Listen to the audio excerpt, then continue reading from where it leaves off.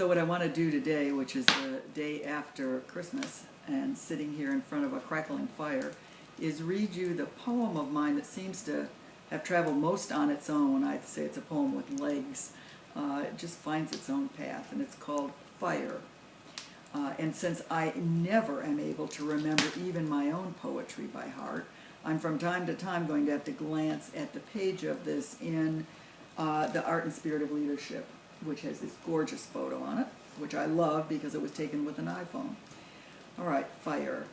What makes a fire burn is space between the logs, a breathing space.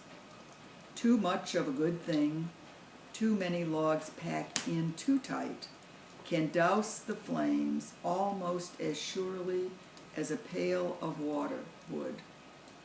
So building fires requires attention to the spaces in between as much as to the wood.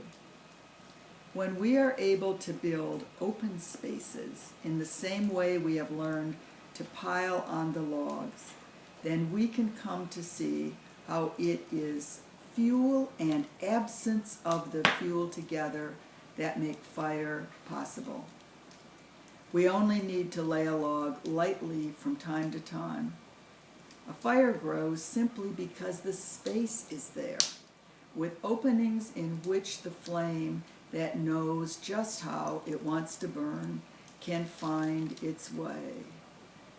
Now I'd like to add a little about that poem, which is I was in one of the sessions in our house building a fire for a small group that was meeting there, building a fire in the fireplace, and one of the guys said to me later, you know, you built that fire exactly the way the poem says. And I said, well, of course, the poem is a recipe for building a fire.